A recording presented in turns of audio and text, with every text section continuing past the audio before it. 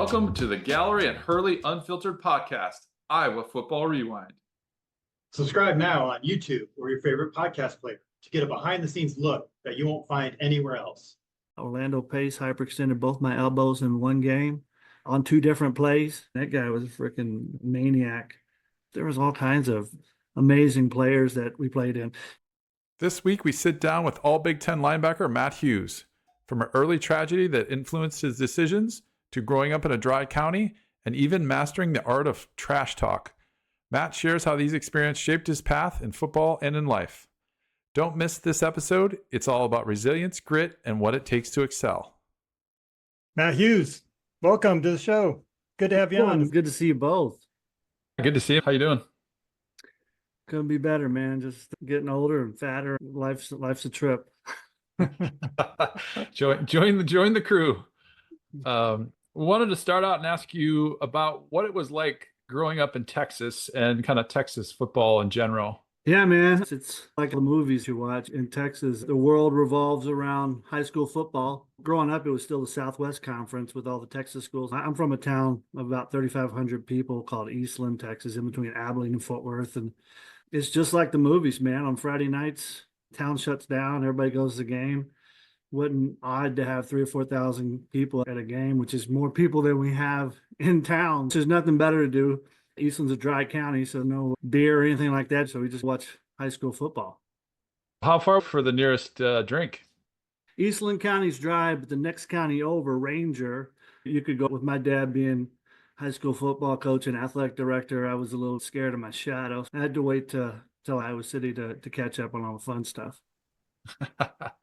Nice. How was it with your dad being coach? I'm sure that was a different experience. I just look back on my career playing football and I feel blessed to have played for some of the best coaches, one being my dad, and also having the opportunity to coach with him later on in life as co-head coaches up here in the Iowa City area. Growing up in small town Texas, it's a mobile profession. My dad liked to take over losing programs and rebuild them. We moved around quite a bit. It was hard, but I learned how to make new friends. I learned how to adapt. You look back and say, I learned a lot of skills from that. Those are experiences and friendships are lifelong. I keep in touch even today. Growing up in Texas and in a dry county versus probably the family atmosphere that I have here with my kids in Iowa City, but that doesn't make it better or worse, just different. But a lot of fun times, great memories. I wouldn't have traded for anything in the world.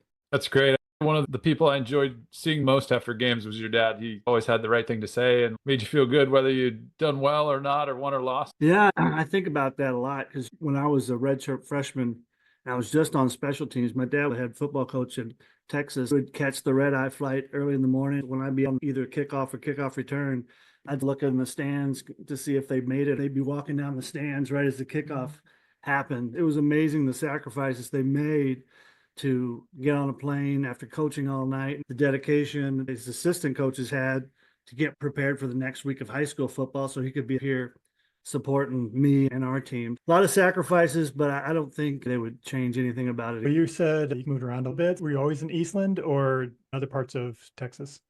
Yeah, I was born in Eastland, lived there till kindergarten or so. Then I moved junior high. I went to a town called Jacksboro, which is about an hour and a half away from Eastland or so.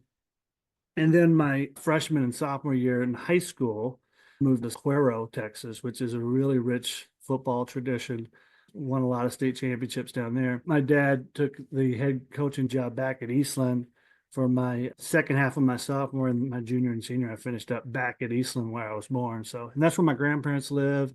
All that stuff. That was a different move because I knew people there and I'd grown up with and things like that. So it was a fun move. And when you're back to sports at that age, were you focused on football or a multi-sport athlete? Multi-sport, yeah. I played baseball growing up. I played basketball, ran track. I did all those small towns, just like small town Iowa. If you don't go out, there's not enough kids to field a team. I was the Dennis Rodman of basketball. I think that's what got me an opportunity at Iowa. Bill Brazier was from our hometown. He graduated from Eastland High School. He was back visiting his mother-in-law, and I think they came to a basketball game, and I might have fouled out in the second quarter or something. I think he realized that I didn't belong on the basketball court, but I was physical. That worked out well for me. I mean, for Eastland being 3,500 people, to have Coach Fry was born there, lived there till second grade, and then Bill Brazier graduated from high school from there. It's crazy the That's connections wild. to Iowa that ended up taking me there. It was awesome. Did you know that story and about Coach Fry growing up? I didn't know a lot about him other than he was a legendary figure. Everybody talked about him and things like that, but I never imagined having the opportunity to play for him. And quite honestly, small town Texas, I didn't even watch much college football. We played on Friday nights and healed up and did what kids do. I didn't follow college football until I got to Iowa City. It wasn't a big part of my weekends. One of the main reasons I went to school at Iowa was because I got recruited by quite a few different D1s. I got offered by most of the schools in Texas, but not a lot of out-of-state schools. But my junior year in high school, my older brother, a freshman in college, was killed in a car accident. That was a really tough time in my life. When I started getting recruited, the biggest thing for where I wanted to go to school was somewhere far away. When I went to Iowa, we went through the recruiting visit and I had my first couple beers. I knew that it was a long way away. It was a couple hours on a plane and it was far away. To me, it was an escape from some bad memories. I didn't know what was going to come of it, but I took a chance. It was far away. And looking back, it's the best decision I ever made. I'm still here. It was a big void in my life that needed filled by a team. There was no better team than that at the University of Iowa and the people that I was fortunate enough to get to play with for 5 years. It was a blessing in disguise. One of the vivid memories I have is of your recruiting trip. I remember spending a decent amount of time with you, and I remember when you came in for that visit, you were about 225 pounds, a skinny, taller kid. Fast forward 3 or 4 months to, or whatever, you came back to school, you had gained like 25 pounds and it was like 240. And I was like, wow, that was an impressive transformation when you came into camp. Yeah, it was pretty small. I think 225 has given me a lot of grace there because I'm pretty sure I was about 205 on that visit. You weren't my official host. I had Sherman, but you were with us the whole time. We hung out. John LaFleur was with us. It was a cool trip. As a matter of fact, I had scheduled 5 official visits because those were the max. And since I could go to all the Texas schools on the weekends or make those pretty easily, I chose to take all 5 of them to out of state schools. I remember we went to a party. I had 4 Dixie cups of beer and I was probably smashed. I got home and I canceled the rest of my visits. I didn't go to any more of them. In my mind, because I grew up in a small Bible, Texas, dry county, I thought if I did that 4 more times, I'd be an alcoholic. So I committed on the spot, told those other people I can't go on my official visit there, and I ended up going to Iowa. That's great. Who recruited you out of Iowa? Coach Brazier. Brazier did it. He was from there. He used to see his family, which was good. But I won on that deal. He recruited me. Coach Bielema was just a GA at the time. He ended up being my linebacker coach for 3 years. The one who spent the most time was Coach Brazier and a bit of Coach Fry. Nice. Do you remember the other schools you were looking at before you canceled your visit? They weren't big ones. New Mexico, Duke, Arkansas, Oklahoma might have been one, but Oklahoma wasn't good at the time. We drove through that place and I was like, man, this place is trash. Oklahoma may or may not have been one. I think I went on an unofficial visit, but they weren't big time schools. Iowa was the biggest school in the Big Ten. That was the first on the list. It impressed me over a weekend and it was cold. You put a little snow in front of me and some Pabst Blue Ribbon and the next thing I'm going to school at Iowa. I guess that's the way it goes. Matt Sherman and 4 beers make you make bad decisions, I'm sure, right? Really. And then give me a little bit of ice cream before I leave and I'm signing on the dotted line. That's why he looked 225. The big coat on. That's right. The Coach Fry pressure on the Sunday morning. We're hearing about this Sunday morning after the going out. You should sign now.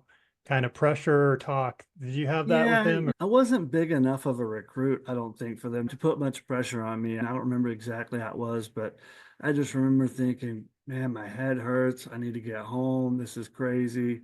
I need to make this decision.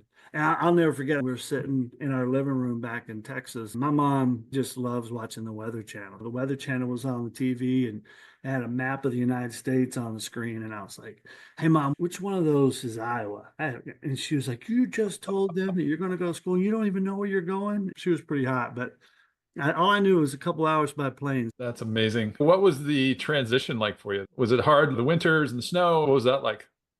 Freshman year was rough, especially being 14 or 15 hours from home. And no cell phones. I remember the phone on the wall in the dorms, and every Sunday is when I would call my folks. That first football season was rough. I was undersized, recruited as an athlete, too slow to be a safety. I played running back and strong safety in high school. My instincts and my reflexes weren't good enough to play outside linebacker. That's where they put me at first. They put me at defensive end. I was getting mauled every day on the scout team. Matt Purdy, Ross Verba, those guys who were 300 plus, the most giant of men, were taking me and owning me every day. And I remember freshman year, Matt Reichel, who was playing offensive line, I was playing defensive end, and we were doing one-on-ones, and he clipped me from behind and hit me in the back of the ankle. It was painful. I was just laying on the ground, and I was like, please be broken. I'm done with this year. I didn't want to play anymore. It was awful. Verba might have piled on me when I was down too, so that even made it even worse. And the homesickness that I felt was brutal. And I remember telling my dad, I'm like, Dad, I don't think I'm gonna make it. I don't think I'm gonna make it. Charlton State, 45 minutes from my hometown. It would take me. I could go home. Dad was like, "You're not coming home. Give it all you got, but you can't quit." I listened. He wasn't gonna let me come anyway, but I stayed. Then something clicked. I just decided that if I'm going to be here, I'm going to do the best I can. I'm going to give everything I can in the weight room. I'm going to do all the studying I can do. And some way or another, I want to get on that field. I was lucky to get on all the special teams our redshirt freshman year and have a decent career after that as a linebacker. But it's funny how things work. It's not how I would have planned it out of high school. You were in the 94 class, and then Yeah. 95, you start playing. Those were the years. That seems to be a familiar story with a lot of people, that they did well in high school, got there, had an awakening. This is not quite what I thought it was. It's harder than it was, and had to get to that point where they hit the bottom and, all right, I'm going to work my way out. So I think you were not alone. A lot of guys did the same thing. Even Scott Slutzker wasn't really going to class, about ready to get kicked out of school, and was like, wait, I got to wake up and get going on this. There's just a point that I think it's carried me through life. You get tired of getting your teeth kicked in. If you just got to figure out a way to kick, scratch, and claw your way off the bottom. And when I signed to go to Iowa, it was right whenever Rudy came out. It was a movie. You remember Rudy? And all my high school friends nicknamed me Rudy. They were like, dude, you're going to go up there. You're never going to play. You'll be lucky if you ever go down on a kickoff. And in my true freshman year, I was starting to believe this might be bigger than me. Maybe I did make a mistake. But if I did, I was going to give it everything I got, do the best I could, and let the chips fall. If I was good enough, I'd make it happen. Did you have someone that you could lean on within the program to get you through that? No, I didn't lean on Coach Brazier. I leaned on friends like J. Paul Mosier. He was from Texas and Kansas City. He kept saying, you're in the right place. We just got to keep working. And on Thursdays, when everybody else went to chapel my freshman year, J. Paul would take me to McDonald's, man. And we would go every Thursday and have a double quarter pounder with cheese. I'll try to put some freaking weight on. Just trying to make it happen. But he kept my spirits up, helped me make it through, made everything make sense. He was in the same boat. I got lucky. As people graduated, it worked out for me. It's hard to play Division I football in the Big Ten, and all the dominoes have to fall at the exact right time. And you got to be ready to take advantage of circumstances and be ready when your number's called. And that's how my career worked out. That line you were going against was pretty stout. Casey Wigman might have been in there. 2 or 3 guys went to the NFL and played solid college talent. Every one of them were good. You're coming from a high school line, and our biggest guy was 210 pounds. Then you go and you're looking at Verba and Fritz and freaking Matt Purdy, and those guys were massive. They tossed me around like a rag doll. Like, I got to figure out how to play this game. I'm tired of getting my butt whooped. I was going to ask if you remember a specific time where you felt like, all right, now it's starting to click, or you had a moment you were able to hold up against some block, or was it just a gradual progression every day, just a little bit better? Something. Yeah, when they finally decided to move me to linebacker, it was that perfect in between. I wasn't fast enough to be a safety. I wasn't big enough to be a DN, but linebacker was right in the middle. And I had pretty good speed and athleticism, so it got me on the field and special teams. I think I was on every special team as a freshman. playing in those stadiums. It was an awesome way to integrate into being a player. And then the spring between my redshirt freshman year and sophomore year, I wasn't a starter. I was probably number 2 or 3 on the depth chart. We were playing against our ones, and Cedric Shaw was in the backfield. And I remember just saying, okay, this is my chance. I'm going to go make a play. The ball snapped, and I swear to you, I closed my eyes and just started running as fast as I could toward the line. And I hit Ced in the backfield, and it was one of the biggest hits. I wasn't known as a big hitter. I was Vernon. I wasn't the big hitter, but I actually hit Cedric really hard. Next thing, everybody talked to me different. People were like, oh, maybe he can play. That one play that I think just made people realize that maybe this guy can do more than just play special teams. And then I was lucky enough to get on the field and start for 3 years. I remember those times people around you saw you were going to do that. We realized you were a good athlete. At least I did personally. He's going to be able to plug in. It's just going to take some time to get experience and those things. People did see that, I think, before you probably did then. I've always been hard on myself, but yeah, it was circumstance. I think you make your own luck, and there was a lot of hard work behind it. When you think about Bobby Diaco graduated, and it was just timing. You have to take advantage of timing. The trials and the things that you've been through is always going through your head. Man, it's right here. Keep working. You're almost there. And to look back now, I'm 48 years old. To look back now, the experience I had and the friendships, just the awesome time those 5 years were. I'm just lucky and blessed. How was the relationship with Bobby and the other veteran linebackers? Did they help you at all? You're coming in. I thought you were a linebacker in high school. So your safety coming in, trying to learn linebacker, were they helping you or giving you a hard time? They weren't helping me because Bobby, like when I was a redshirt freshman on special teams, he was his show. He was doing a great job. He wasn't going to help a young buck. It was a lot of just time in front of the books and watching film. I was lucky. I'll tell you who helped me out the most. He was in my same shoes, except he was much better than me. He was Vernon Rollins. Vernon was my age. He started as a freshman. He was also one of my best friends on the team. And to be his shadow, follow him, watch film with him, and be his study buddy. After training table, we'd always watch film. Even those special teams, I wanted to be ready. He was preparing to be a starter. That tag team helped us both out. It definitely helped me. I hope Vernon would say it helped him too, because we spent a lot of time watching end zone camera angles, playing the snaps before they happened. We always want to be ready. Yeah, you guys are always hanging out together. Now he lives 2 miles from here and I never see him. Oh, really? It's usually the way it works, right?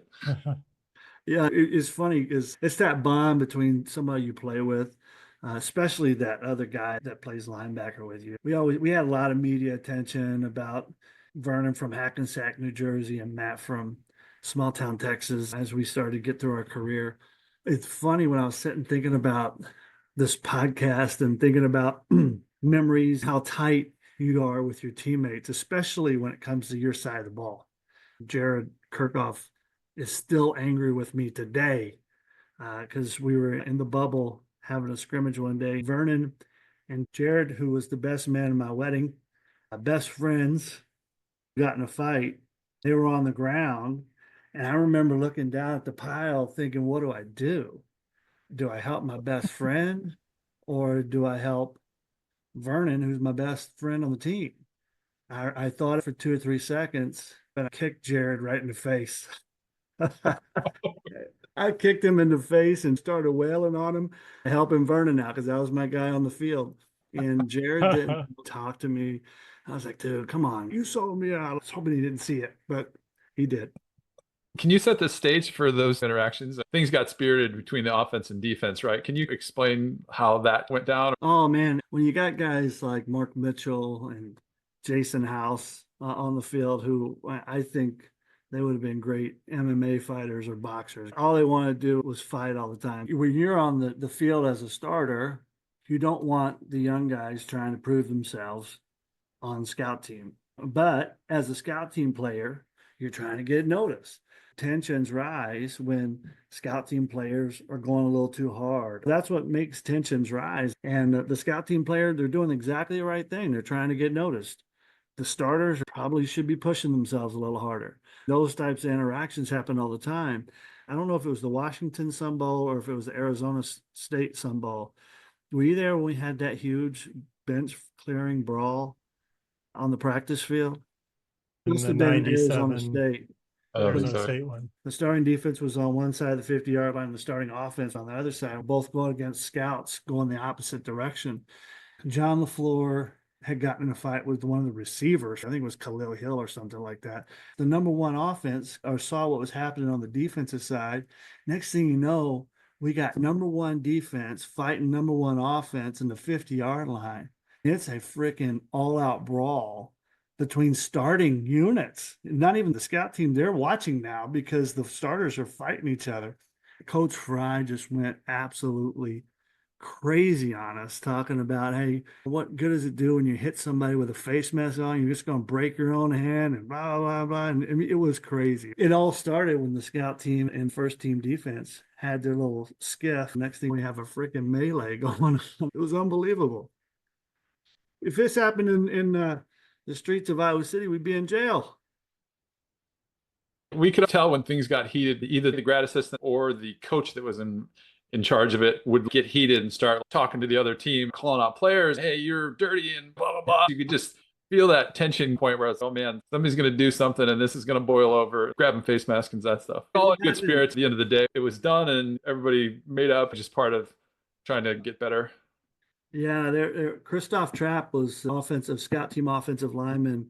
I love Christoph. He was awesome, but no one held worse than him in practice. He would hold so bad. I threw a couple at him because I was like, come on, man, that's obvious. You got to cut that out. The isolation, we run those pop outs and Trevor Bowler's coming at you or Aaron Grant was coming at you 20 times in practice. That's going to give you a headache. Sooner or later, you're like, just give me a wink if it's an ISO. We'll hit, but we won't go 120 miles an hour. But then whenever you think you have a guy that's going to give you a wink and they don't, they come at you like that. Now we got to fight.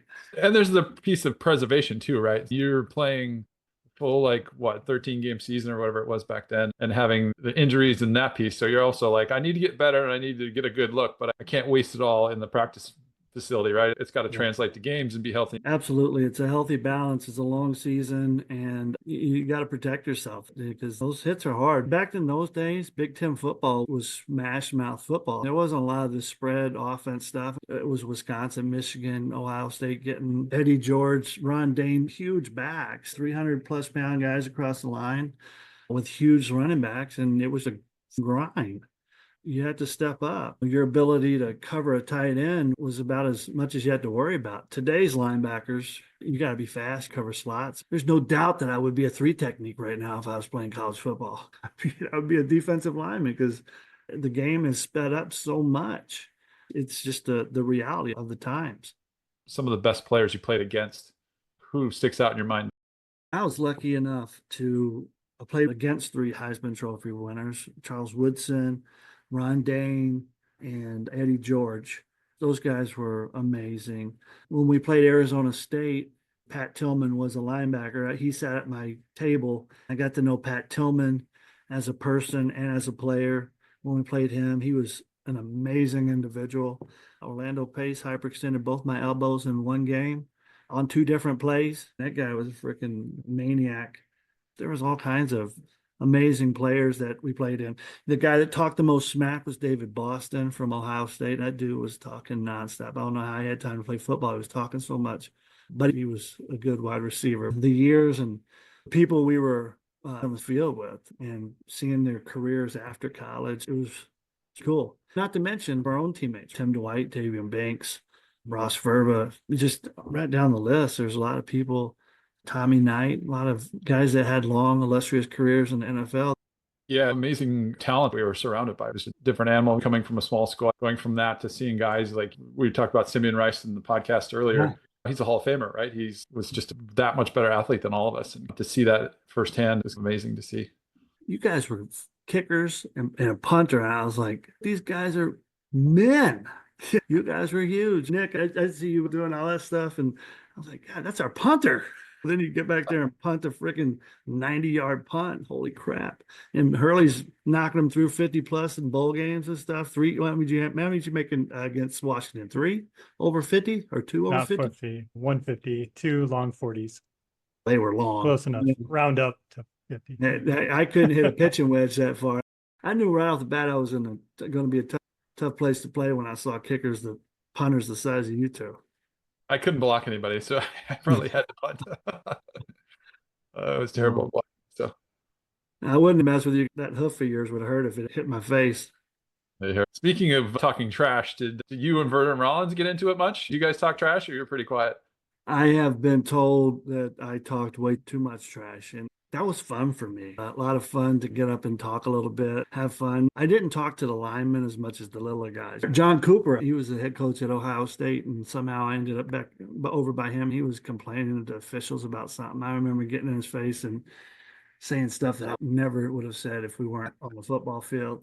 So yeah, I talked more than I should. Vernon didn't talk much. Vernon, I think he was smart. He let his shoulder pads and helmet talk for him. He was conserving energy, and I was wasting mine, blowing a bunch of hot air, but I had a lot of fun doing it though. It was cool. That's great. He was probably one of the harder hitting guys that we had. I never got hit by him, but I could see his hits. Wow, I would not want to be in the receiving end of one of those. Yeah, in pregame warm-ups, we'd be doing tackle drills. If he was lined up to go against me, I would put a freshman in front of me because I'm like, I'm not starting this game with a headache. If I go against Vernon and we're just doing our pregame thud, he'd knock me out. So, freshman, come up here. You're going to take this one for me.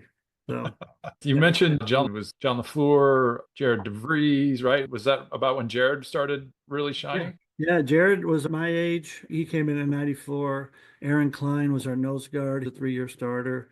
John LaFleur, Epinesa. It was a good D line. And that really helped. More than half of the tackles I got were because we had an awesome D line. They were just soaking up blockers. So it allowed us to go tackle shoelaces if we had to. You were quite the linebacker yourself. I think you're honorable mention your senior year. Yeah, sophomore and senior year, it was fun getting awards. But I guess probably the best thing, my parents taught me the value of education. I think more than anything, well, yeah, I was proud of being academic all Big Ten and balancing school and Division I football. I knew football wasn't going to last forever, and that was evident with my career. I was in San Francisco hardly any time before I blew my shoulder out. I had to rely on education to the next level. You talked about 97 season. A little disappointing. There was a lot of high hope for that season. We had just graduated. We're like, man, I wish we could get one more year. That team's going to be good. Things just didn't play out right that year. 98 was your last year. That was Coach Fry's last year as well. Did you have any idea that was going to be his last year? Or was it a surprise to everybody? Talk us through that experience. I don't think we knew it was going to be his last year, but we felt it could. Because one of the questions asked to Coach Fry every year, like I asked on my recruiting visit, because he was getting older, right? So it's, hey, how much longer do you have? Nobody wants to go through a coaching change. And Coach Fry, I remember on my recruiting trip, said, this is the last time I'm going to say it, but health willing, I'm going to stay through the end of this year. And I've talked to like guys, Randy Reiner, some of the other people that came in after, and they're like, he never said that to him. Even though people say Coach Fry should have hung it up a year or two before, I'm thankful he stuck around through my senior year because it's not really about wins and losses. Yeah, I would have loved to went to the Rose Bowl or any of that type of stuff. But having him and Coach E was so important. I couldn't imagine a coaching change my senior year. I'm so glad he didn't. What are your favorite stories from him? Gosh, there's always the pissants and shoe clerks. There's those Hayden things you can't get enough of. I'm from Texas too. My nickname, if they called me Gomer Pyle when I got to Iowa, his Texas jargon was normal to me. And Iowa guys were like, oh my God, this guy's a country bumpkin. I'm like, no, this guy's speaking the truth. Every time everybody would say stuff like popping pills and doing all that stuff, pissant shoe clerks, I was just like, that's normal stuff to me. He was just amazing coach, amazing leader, players coach. He would sit on that perch, look down and see something. I'll never forget this. Coach Fry saw me do something he thought was wrong. And so I came out, see him coming down the stairs, and he starts talking to me about how I should have done this a little bit differently. In his mind, he was 100% right. Bielema went behind him, telling me, don't listen to him. It's Coach Fry. Yes, sir. I'm like, did I do that right or not? Bielema's, you're fine. You're fine. But those were interactions. The other one that came to me, I'm glad you asked. He's from Eastland, right? He's from my hometown. And we were the Eastland Mavericks. He knew my dad was the coach down there. And every Monday, he would come up to me. He'd go, Matt, how'd them Broncos do on Friday? And I'd look back and I'd say, Coach, the Mavericks won 21-7, right? Correct him without correcting him.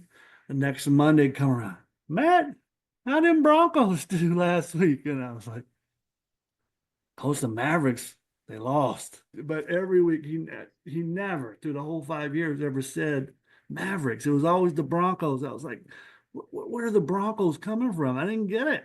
That's his Odessa team. His Odessa Probably. Broncos. I think it was. But the craziest thing, he met my grandma when I was a freshman. Her name was Doris. He met her when I was a freshman in college. On our graduation, we have that banquet where your family comes. 5 years later, after he met Doris, he comes up to my grandma and says, Doris, I haven't seen you in 5 years. How you been? I'm like, you're going to remember my grandma's name after 5 years and you can't remember Mavericks and Broncos? This is crazy. Amazing man. We talked about his memory and recall. Scott Slutzker said he remembered his dog's name and his Uncle Al. Always asked about him. So he was good about grabbing one thing from someone and remembering personal stuff, which was really special. That's why I keep that picture right there. He was probably a year or two before he passed away. I got a chance to see him. This is how cool Iowa people are. Somebody pulled it off of the internet, blew it up, and put it on a really nice canvas. I don't even know who did it. I have no idea. But it showed up on my front step one day. That was the coolest present. Somebody just thoughtful printed it off the internet and made it for me. I thought that was cool. See, it's Iowa nice. That's the cool part about this state and our fans and the people in the Midwest in general. They care. They see something that's special to you, and somebody tries to do something cool for you for no reason at all. It's a pretty cool place. For sure. And then you have to have a hatred of the Cyclones, correct? So I think you have a T-shirt you maybe want to show us. I couldn't help but I got my Cyclone shirt on. Another one that says flush twice. It's a long ways to Ames. I got some good ones. And when I met my wife, it was funny because we used to call it the Cyclone salute, the one finger. I had done it for so long. When we passed people in the cars, I would just, if they have an Iowa State license plate on, when I pass them, I'd just give them the salute. First time I met my wife and we're driving from Iowa City to Des Moines, we pass a car, I see a Cyclone license plate and I flip them off. She said, what are you doing? What are you doing? I'm like, what are you talking about? It's a Cyclone salute. That's what I'm supposed to do. So I quit that probably 15 years ago, but for a long time, it was just something I did. And Coach Fry didn't have a horse in the race. He's from Texas.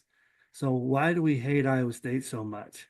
I'm from Texas. Why do I hate Iowa State so much? Coach Fry told me to. Hate Iowa State. And it was a big deal. When we lost to them my senior year for the first time in 15 years, it was a disgrace. That's the one Saturday in my whole college career that I didn't go out to the bars afterwards because I was so embarrassed to show my face in society because we just got beat by the Cyclones. So I went home and went to bed, which is crazy for me. It is always interesting to see how players from out of state get into that rivalry. It's not like something you grew up with, right? You just learned, okay, this is important and really get into it. It's cool to see. Yeah, that was it. The Cyclones. To this day, people around me on Facebook, every year, Iowa State week, I start every year and I put memes all week. This year we lost, right? I pay for it, but it's worth it. Next year, I'll do the same. There's certain things that will happen and I can't help it. And if somebody tries to stop me, I'm just going to tell them I can't help it. It's just going to happen. I really respect you. You embraced Iowa. You're more Iowan than a lot of the guys that grew up here. And it's just, you still live here. You built your family around this community.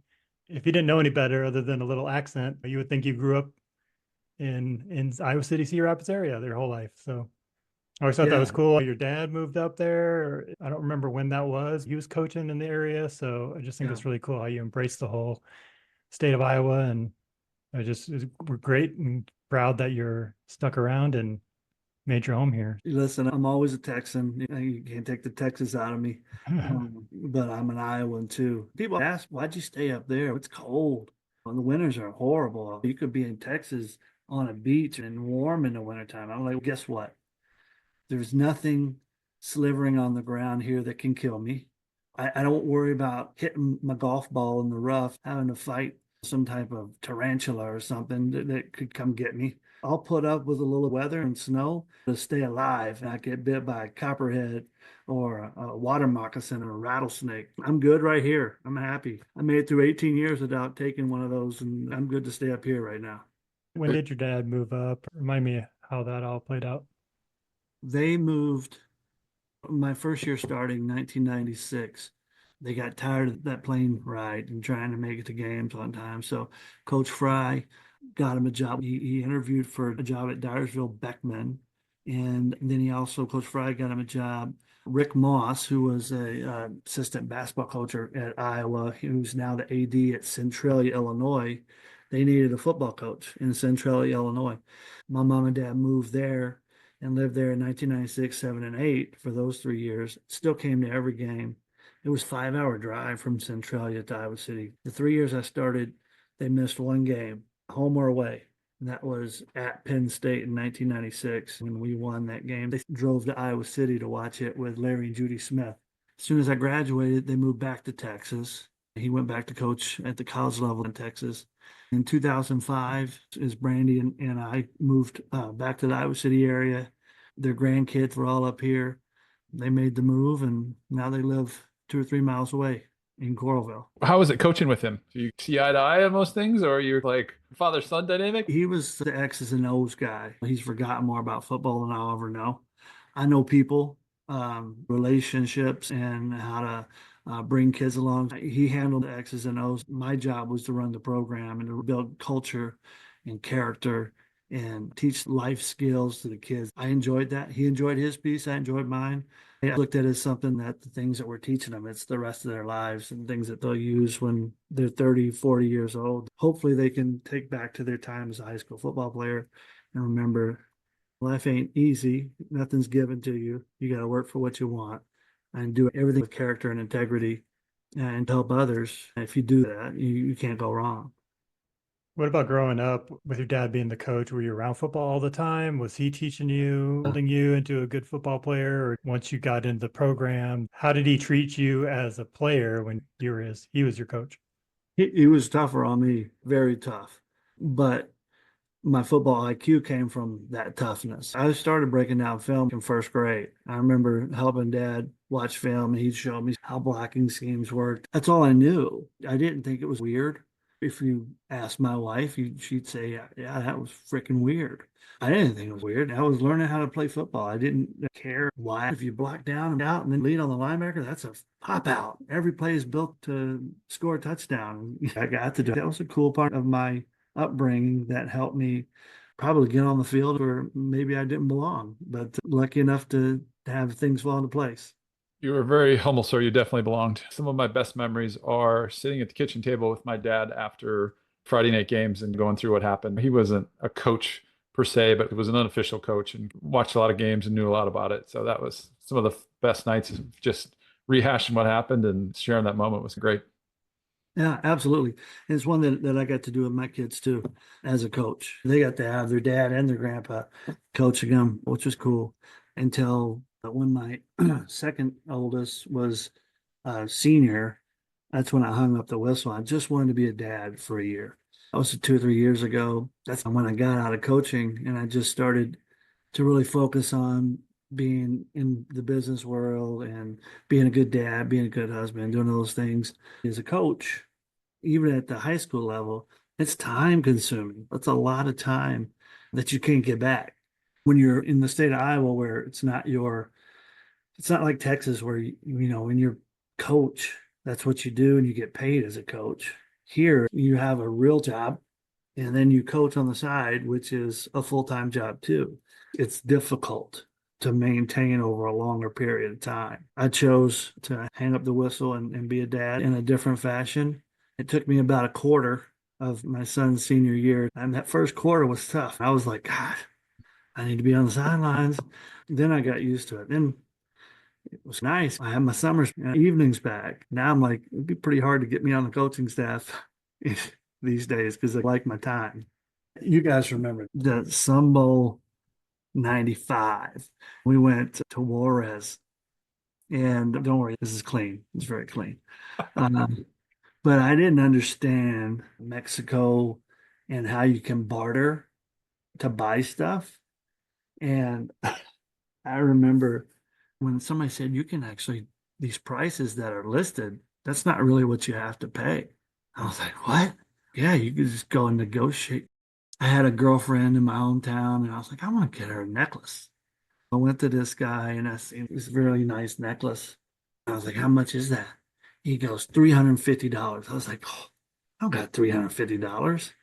He goes, okay, for you, I'll do it for 300.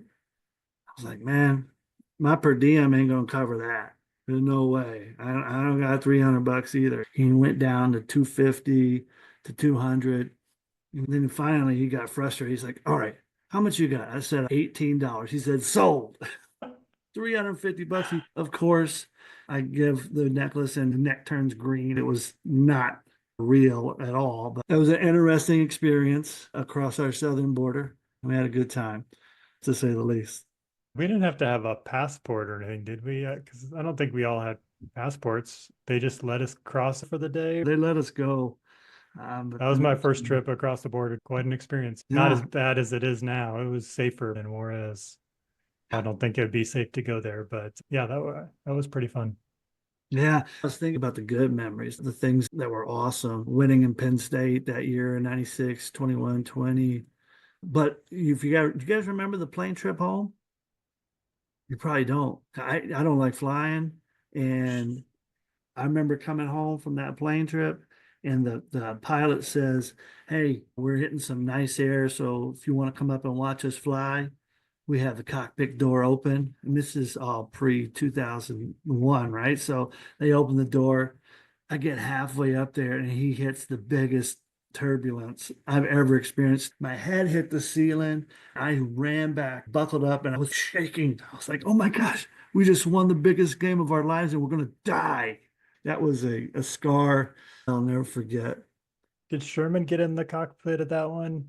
Yeah. He said he rode co-pilot on one of the flights. That might have been the Penn State one. That turbulence hit, and they were like, everybody back to your seat. And I was already there. It didn't take me long. I would have ran a 4.240 when I was running. The fastest you ran all weekend. That's right. I was struggling too, but that was a memory I won't forget. You guys remember the 300-yard shuttle run that we had to, the conditioning test? I thought about that, and Ted Sarama running in nothing but his white freaking tights. I'm like, come on, man. You had to get every advantage you could to pass that thing. Yeah, some of the memories I hadn't thought of in a long time. Good, bad, or indifferent, man. It was an unbelievable 5 years of greatness, great people, great times, great memories, awesome people, man. It was fun.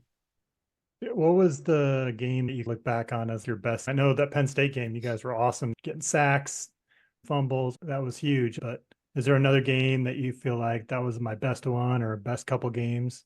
Yeah, I had a couple sacks in that game. The week before, I was Big Ten Player of the Week against Indiana. I got my only pick of my career that week. I had a bunch of tackles. Every time I played really well against Ohio State. When we played Ohio State, Andy Katzenmeyer and myself both got players of the game in both times, even though they won. My first game starting, do you remember the bad games more than the good ones? I remember getting owned every time we played Arizona. I remember my first start in 96. We won, but man, I got smacked around pretty bad. I was lucky they let me go out the next game. I wasn't making many good plays that first game. But the more you're out there, the game starts to slow down. You start to understand reads. You start to understand the game when you're watching film and it's not real. But when the bullets are flying and you're young, it's crazy fast. And that's just something that you don't get through. And the only thing that gets you through that is experience, being out there, taking the shots. Did he just sneak in a Hayden Fryism there? Which one? Did I? With some shooting live rounds or something? There's always one like that. Man, when the bullets start flying, When the that's bullets that fly? felt awful similar.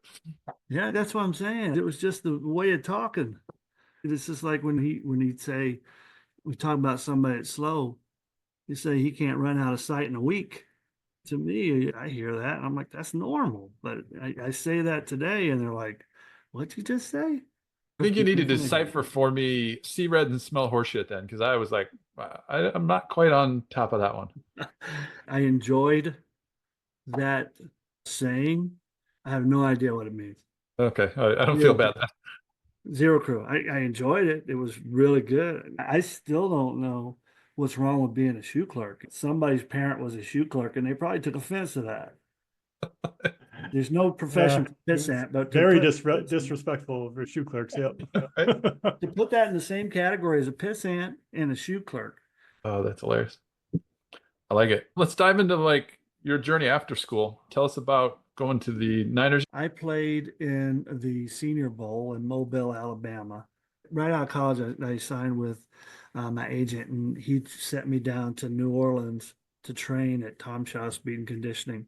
And while we were there, I got to meet some of the coolest people. Donovan McNabb was there, and everybody knew he was going to be a first-round draft choice. The cool part about him, there were people having cars delivered to practice, spending money they didn't have.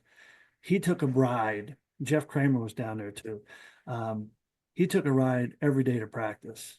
And I'm like, dude, you're about to make more money than you know what to do with. Why don't you just get a car like everybody else? He's, my mom told me you don't spend money until you got it. And I was like, and then all these years, that's the coolest thing to watch him have the success he had and to be the player he was and to know that story about him made it all that much more cool for me to watch, because some people just, they deserve it, man, and they didn't take it for granted. Went down, lived for 3 months, played in the Senior Bowl. That's where I tweaked my shoulder in practice. I didn't take any insurance or any of that stuff. I didn't think that was necessary. Didn't think I was going to get hurt either. Then come back, train some more. I ended up going to San Francisco. We were in training camp and nothing but helmets. We didn't have any shoulder pads or anything. I had worked up the depth chart, taken reps with the twos, mainly threes. We talked about this earlier. There was a linebacker there that went to the University of Texas. And so when he found out I was from Texas, he took me under his wing. In professional football, the people who are on the practice squad, they're trying to get on the team. So you're coming in as a rookie. You ask somebody what you're supposed to do in certain situations, they're going to tell you exactly the opposite because they want you to do bad. They want you to fail, and they want on the team because it's money now. Right? It's a business. So you find out real quick who you can depend on and who you can talk to. This guy from Texas, I can't think of his name, but he was an all-pro. He took me under his wing and helped me stand out. One day, nothing but helmets. I took on an offensive lineman, and that same shoulder that I tweaked in the Senior Bowl, it just went right out the backside. I blew my labrum, and it was over.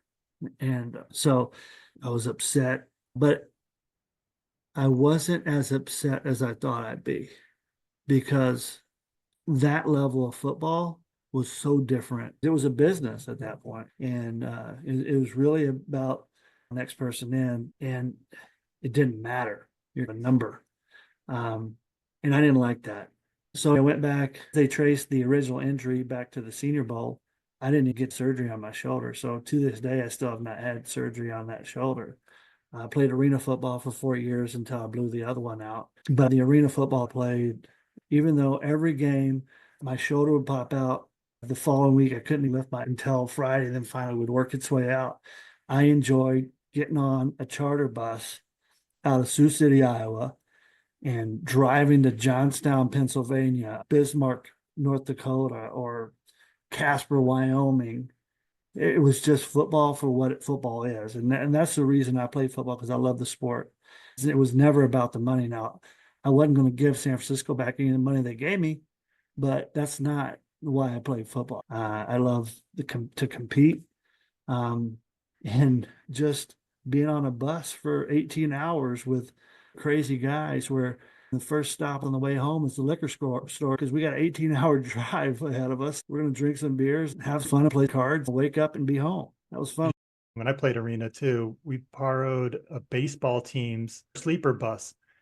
And so on each side was 3 stacked beds. That thing was awesome because we would get till 10 p.m. We'd hop in, screw around for an hour. Then you fall asleep. And then 6 a.m., you're at the next place, or 10 in the morning, you're in Arkansas from Iowa. And it's cool. I got a nice rest and we're at the destination. Our coach smoked cigarettes, and he would smoke those cigarettes on the way home and not even get out of the bus. And we're just like, we're trying to play euchre and spades, and then there's smoke. I'm like, come on, man, this ain't right. How did you get to the Niners? Did you have interest from them? You didn't get drafted. How'd you end up there? Another crazy story too, because this was 1998, and we went to Larry and Judy Smith's house for a draft party because I had been told that I could go anywhere from the 4th round to free agent. I got a call in the 4th round from Pittsburgh, and I couldn't figure it out, but they're like, hey, we're thinking about taking you. And they just kept talking and kept talking. And then I noticed the pick came and went, and they were still talking to me on the phone. And finally, I was like, what are they? You're not taking me. And we didn't have call waiting, so somebody else was trying to call me. So finally, I was like, I got to go. Long story short, whenever the draft was over, I forgot. Pittsburgh was one of them that offered, and then San Francisco. Pittsburgh was a better fit because bigger linebackers. They had Kirkland, a huge middle linebacker. I was about 260 at the time. That was probably the right fit, but I was upset because I felt like they kept me on the phone too long and lied to me. I went to San Francisco. I chose San Francisco, which probably wasn't the better fit for me, but that's where I went. And I also went because I was like, man, that's where Rice is. That's where Steve Young is. All these guys that I idolize. I was like, I can meet these cool people too. So that's why I chose San Francisco. And the process was unbelievably nerve-wracking. I'm not upset because it's better to be able to choose where you go anyway. And in my head, even though I didn't have a 10 or 15 year NFL career, I was in the locker room with some of the coolest and best athletes across the country. I know why excellence exists. Jerry Rice is the best receiver of all time. Didn't matter if he was catching a 1-yard slant or a fade, wherever he was, when he caught the ball, he ran and scored every time. It did not matter. He scored. That was his mentality. Every time he touches the ball, he's going to score. Who do you want to be? Model your life after someone like Jerry Rice, who's scoring every play. Success leaves clues. There's a reason. He did all the little things, even when he didn't have to. At that late stage of his career, he still was giving it everything he had. And it showed. And that's why he's probably the best of all time. Funny story about Jerry Rice. We played in San Francisco, and he caught a touchdown, held up the ball in the end zone. I was like, wait, that's a poster. I've seen that before. I was like, connecting those two things. Remarkable to see it firsthand. Yeah, it's really cool, man. When I got hurt, I was the last person out of the training room. There was a lot of mixed emotions. But the last person I saw was Steve Young. He knew what had happened. He probably wasn't going to see me again. And he was like, you should be proud. You made it farther than a lot of people, so don't hang your head. That's cool. Just to take time to tell this kid from University of Iowa, just to even give me a couple words of encouragement really meant the world to me, man. And like I said before, the career and the next level could have obviously gone a lot longer, but the story is the story. I'm just lucky to have taken that ride for a little bit. I would have never thought the kid from Eastland, Texas would have ever been in that locker room to begin with. So it's cool. A great story. It's all true. So what are you up to these days? Anything else you want to talk about? Any business or charity or anything you want to bring up? Yeah, I'm still coaching just business. I work in the insurance world and coach risk advisors. I use my experiences to motivate and help people be successful. It's a different path, but it's pretty cool. I enjoy it. Get a chance to give back. It's fun for me at this stage in my life to be the one who's reaching down and helping people up. I made mistakes. I made bad decisions. I did things never unethically, but I made bad decisions, and it cost family, it cost finances. But every step along the way, there's been learning opportunities. And that's what I think life is a continuous opportunity to get better, learn, stay on the journey, and write the path. You get older and you use those experiences to help others not make the same mistakes that you made. Now, they're still going to do it just like we did. Like, I had people that would tell me, don't do this. I know more than them, so I'm going to do it anyway. And then I'm going to suffer from it because I could have listened and I didn't. But the fun part of life is finding those opportunities to make a difference in others people's lives, professional, personal, just being a good friend, helping people through tough times. Those opportunities are plentiful on a day-to-day basis. So I take as many as I can. I got 4 kids too, and an awesome wife who's been there by me the whole time. I got a 25-year-old, a 20-year-old, an 18-year-old. Those are all the boys. And now I got a 14-year-old girl as well. They get tired of listening to me. I don't care. I keep coming at them. I won't shut up. My poor daughter, she's beautiful. She knows. Don't bring the boys around here because I'm gonna make them shake my hand and look me in the eye, and then I'm gonna have some questions for them. She's, Dad, watch. Poor, pretty bad. One of these days, Nick. Oh, yeah. My daughter was 2 like yesterday.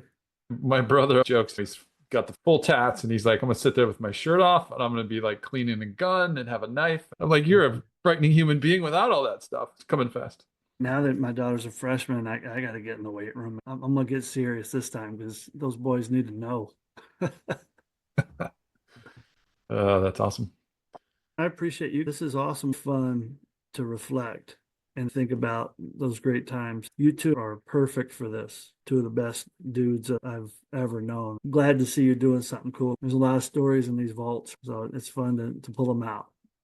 Definitely. We appreciate the thoughts, and thanks a lot for coming on. We enjoyed connecting with everyone and hearing the stories and hearing from their angles and their trials and tribulations, those things we necessarily haven't been privy to, being friends and teammates, but the stuff that we just didn't even know about as well.